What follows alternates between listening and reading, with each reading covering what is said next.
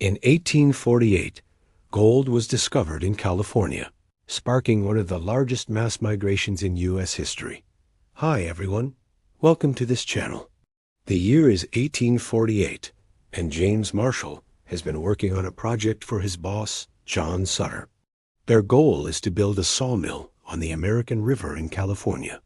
It's hard, tedious work, and not much progress seems to be made. But before we jump into the frenzy that followed, if you're enjoying this video and want to see more like it, be sure to hit that subscribe button. Some came from the nearby states of Oregon and Utah. Others traveled across the entire United States, while still others braved the long and dangerous journey from Europe or the South Pacific. With so many people from different cultures and backgrounds all living in close proximity, tensions were high and tempers flared.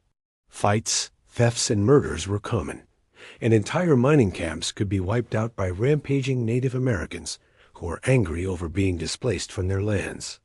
Many of these fortune seekers were young men, but many were not. After that, most of the easily accessible gold had been found, and the rush was over. However, people continued to move to California for other reasons. In fact, the state's population grew steadily throughout the rest of the 19th century. In fact, some people became incredibly wealthy during this time period. One of the most famous was Samuel Brannan, who is said to have been worth $20 million at the height of the gold rush, or around $600 million today.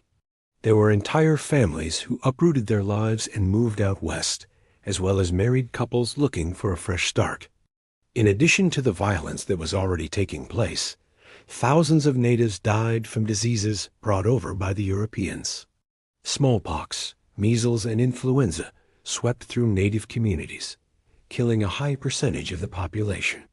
By the end of the gold rush, the native population had been decimated. In fact, during the gold rush, California was one of the most popular destinations for honeymoons. It really helps us grow. Thanks.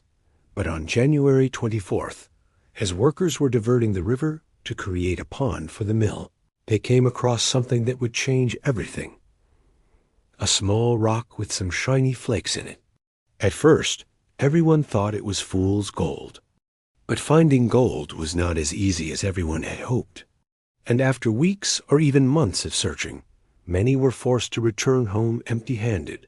Not wanting to waste the expensive trip, many of these disappointed fortune seekers chose instead to stay in California and make a life there. This led to the rapid growth of towns and cities as new businesses were started and new industries developed.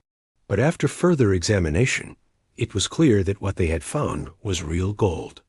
News of this discovery spread like wildfire, igniting what would become known as the California Gold Rush. In the years following the discovery of gold, tens of thousands of people from all over the world flocked to California in search of their fortune. Once in California, the majority of gold seekers headed straight for the Motherlode, a region along the American River where much of the gold had been found. The gold rush also brought with it a significant amount of crime. Despite the danger, the California Gold Rush was an amazing opportunity for those who were willing to take the risk. Unfortunately, the gold rush also had a devastating impact on the native population. The California Gold Rush lasted for several years, but the peak of the migration only lasted about 2 years. If you enjoyed this video, be sure to check out our other videos about the California Gold Rush. Thanks for watching.